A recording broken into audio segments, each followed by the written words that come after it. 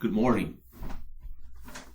For those who are curious about the brand new Time Sports, the beautiful d66 game, I'll talk a little bit about this. Yesterday, I did a tutorial session. Unfortunately, when it was rendering the recording, it corrupted. So I think I got like an update or something on Windows right in the middle of it, trying to render it.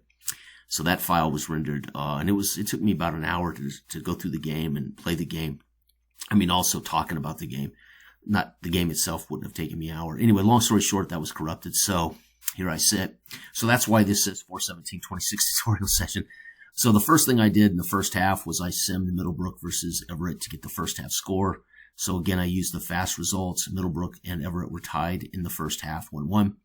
In the second half, I played out the full simulation. You can see it took me 1, 2, 3, 4, 5, 6, 7, 8, 9, 10, 11 BPR rolls.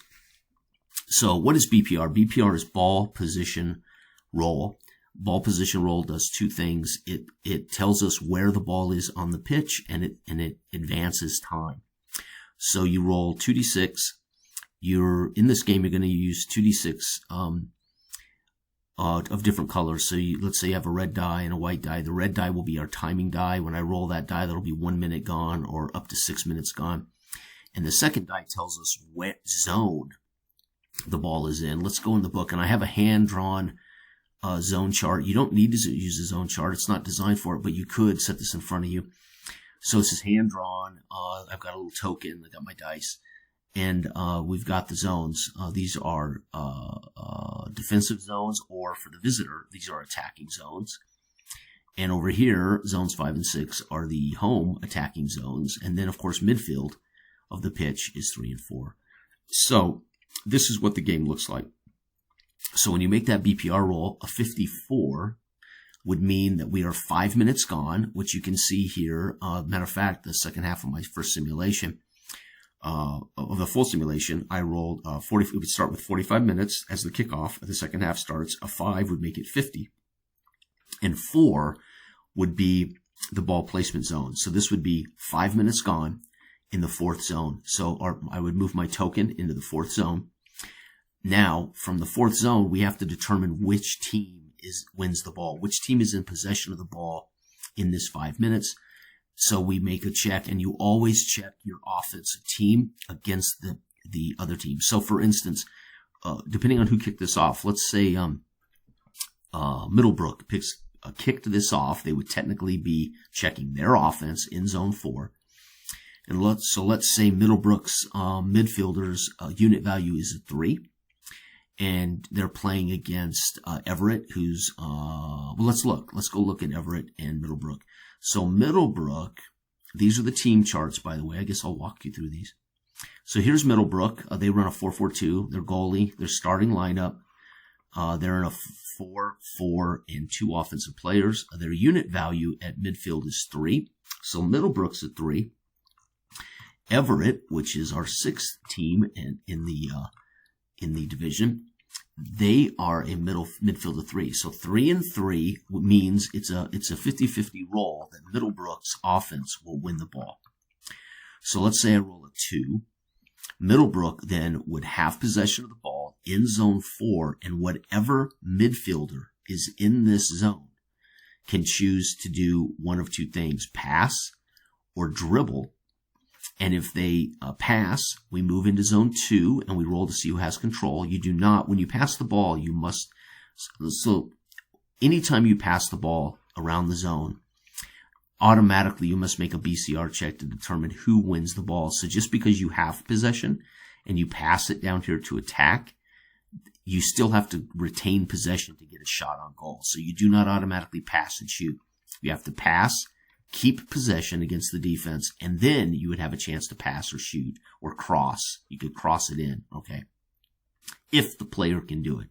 So one of the things you'll need to recognize is only the players in the zone can take an action or a roll, and they can only do that thing. So whatever midfielder's in this zone that can pass, he can pass.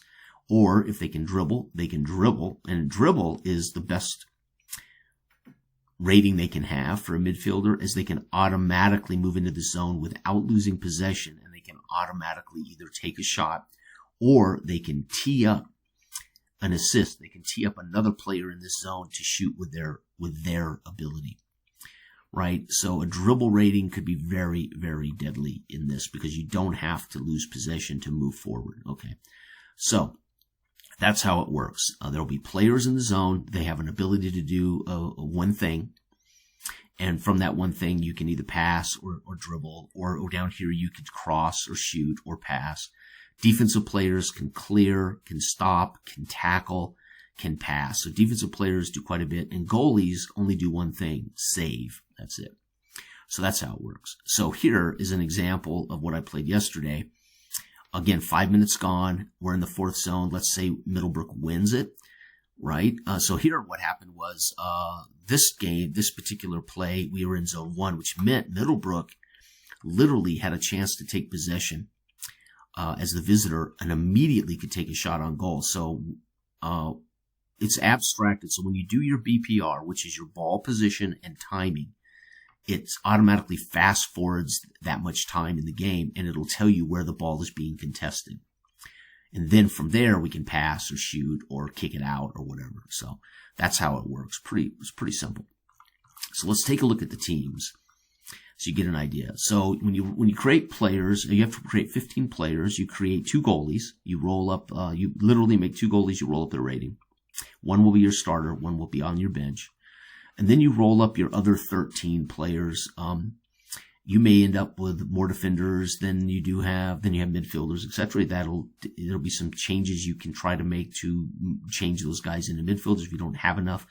But long story short, you're going to roll up 13 position players, and you're going to roll up what they are. So not only do you roll up whether they're defensemen, midfielders, or offense, but then you roll up their rating. Once that's done, you can set your lineup. Your starting goalie, whether you're running a 3-4-3 or a 5-4-1 or whatever, your lineup, then you're going to assign, you have a certain amount of roles and actions you're allowed to assign to players. And that'll be entirely up to you. One thing you want to pay attention to when you set your lineup is your substitution and injury number. This never changes. Goalies will always have the substitution and injury 2. And generally your final offensive weapon, your striker, center fielder, winger, whatever, will have 12. All of these numbers, of course, are adjusted. If I have 5 men here, then this will be 7 and another man. This would start with 8, 9, 10, 11, 12. Right. So in other words, your best players, you do not want at 6, 7, and 8 for substitution and injury. So Cole should not be in 7. Because he has the best chance of being substituted or injured or earning a yellow card. So this particular manager has Cole in a bad spot. Cole should be at 10 to avoid, to make it less likely he would be injured, yellow carded, or substituted out. Parker, who's a 2, definitely you would want him down here at 3 or 4 to try to minimize his chance of being carded, substituted, or injured, right? But again, when I laid these players in, I did not look at these. But if you were building your own roster, you want to put your best players in the least likelihood of yellow cards, injuries, or substitutions. Okay. So that just gives you an idea how injuries, yellow cards, and substitutions work. When a player is injured, substituted, they automatically, you don't get to choose who replaces them. You roll to see which player is sent into the game, which changes your formation. So let's say I had Cole injured. I automatically know Cole's out, so I'm going to pencil him out. He is my penalty and corner man. So now Cole's been penciled out. So I roll. Let's say I randomly roll 5-6. I get Terrywell. So that means my manager, or the manager of the Middlebrook Pigeons, changes his formation to a 5-3-2, right? So this would become a 5 defensive unit, 3 midfielders, and I would still have these 2 guys in. Terrywell would be in the ball game. He is a clear player, so what would happen is Terrywell would come in here at number 7.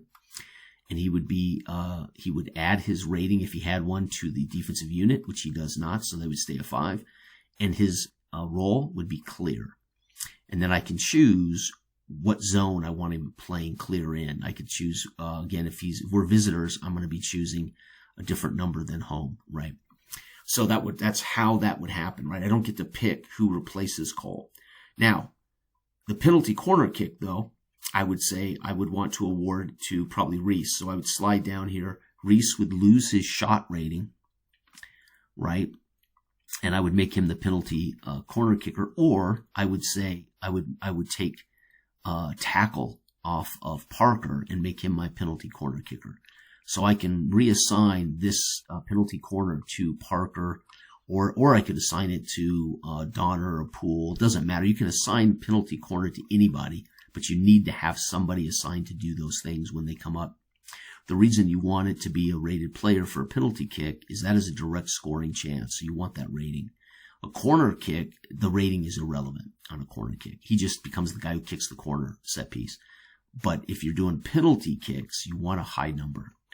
2 is the highest, by the way. 0 is the lowest. So a 2 would be a top professional. A 1 would be an average pro. 0 would be a poor pro.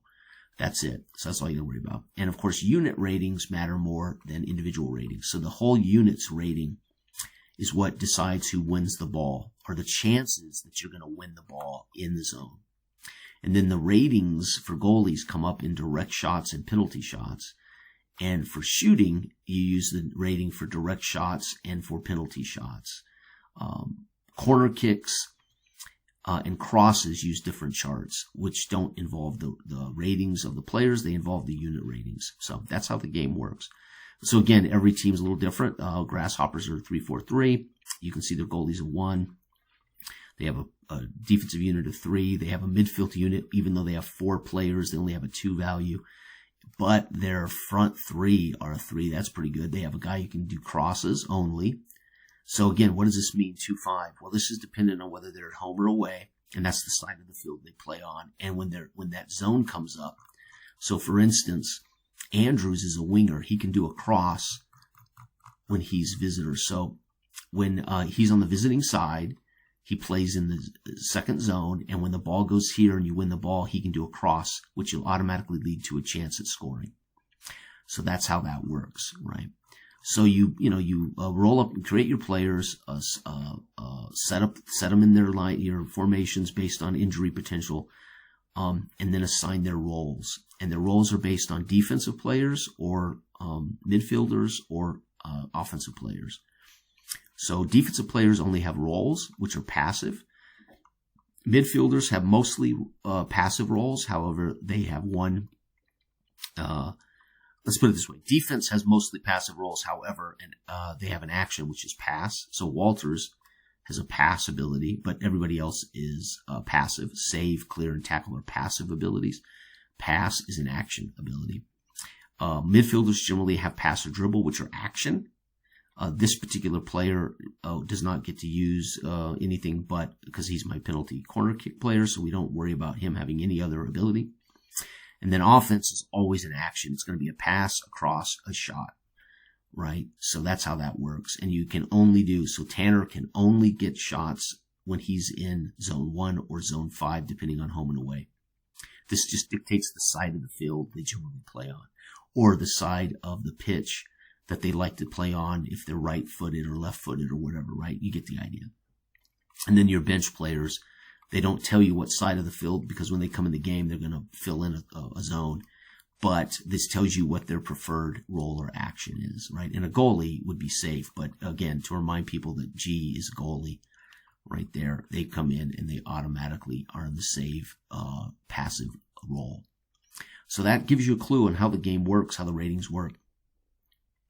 And gives you an idea. I'm not going to go through the whole game right now, but there is, again, there's fast results. You can roll for each team for the full game. Each for, Willowbrook rolls for first half, second half, Everett first half, second half. Or for this game, I simulated the first half, and then I played out the second half.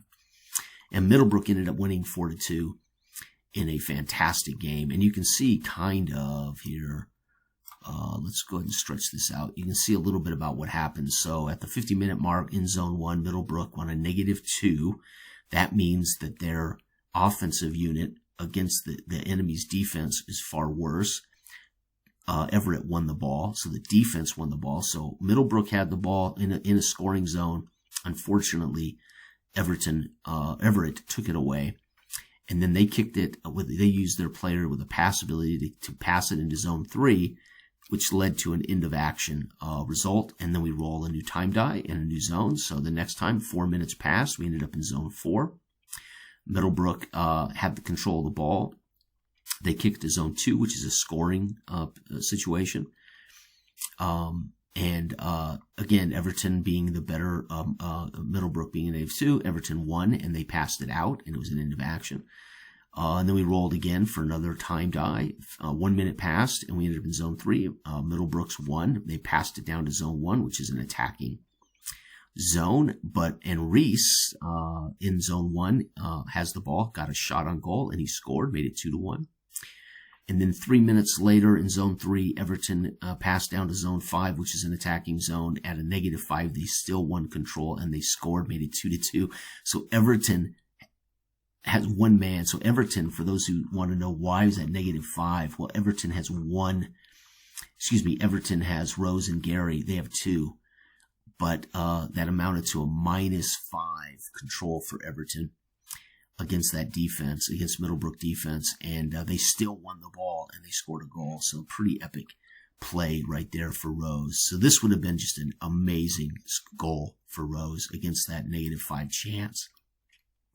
Okay, BPR again 2 minutes later in zone 6. That's a scoring chance. Middlebrook passes out, and then down to zone 2, where King, who is playing. So again, they were in their own defensive zone. They passed it out to midfield, which is 4. So I'll look at the zone chart here so you know what I'm talking about. So Middlebrook's the visitor. So when 3 minutes passed, where's that? Oh, here it is. When 2 minutes passed, we zoom in on the action. The ball is in their own defensive zone, and Middlebrook really needs to win this because it's a goal chance for Everton. Right, so Middlebrook wins. They pass it successfully out to 4, and then we know they won the ball because then they passed successfully down to 2, and then we know that King from 2 scored another goal, and Middlebrook was up 3-2. We do our next kickoff. Kickoff 5 minutes later. We're in zone 3, so we're here at midfield. Everton wins the ball, passes to 5. Remember, Everton's at home, so this is a scoring zone for Everton.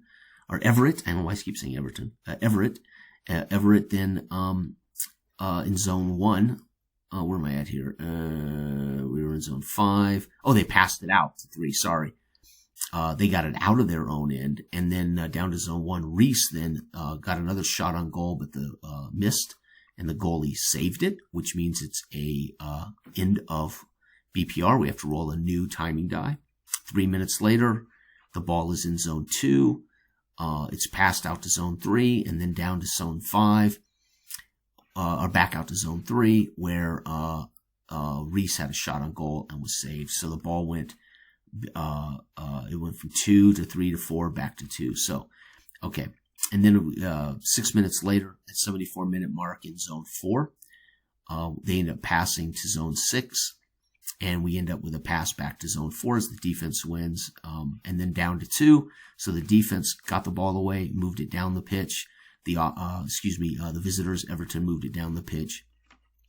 And we end up with an end of action as they missed the shot on goal, which would have been just stop the clock. Or actually, it might have been a clearing action.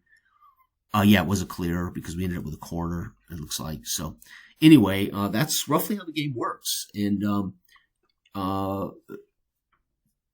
BPR determines time gone and where we start play on the pitch. Then we always do what's called a BCR, which is ball control roll. It's win ball roll. We have to find out which team is in control of the ball. Once we're in control of the ball, we look to see which players are in that zone and what they're allowed to do. They can either do a roll or they take an action, depending on where we're at, midfielders, defense, or offense. And then we proceed from there.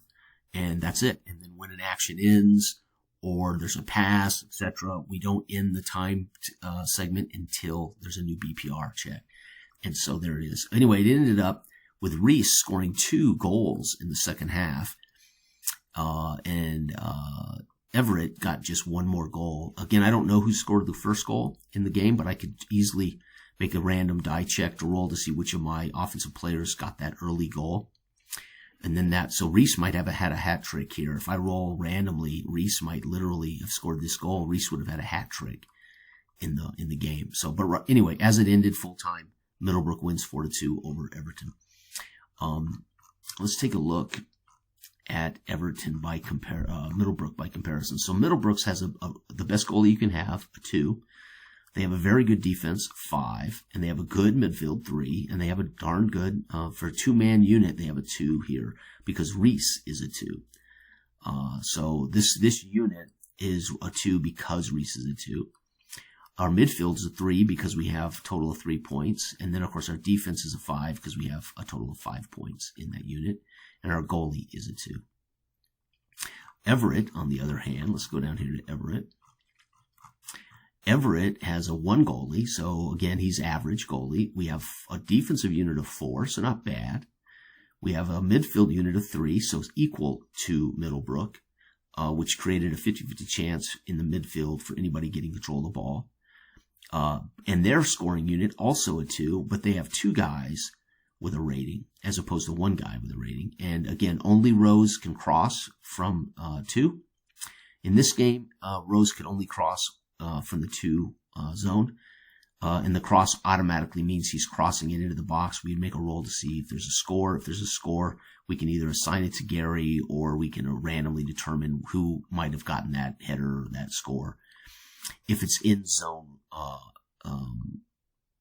1, then it would be, the only option would be for the team to make a direct shot with Gary.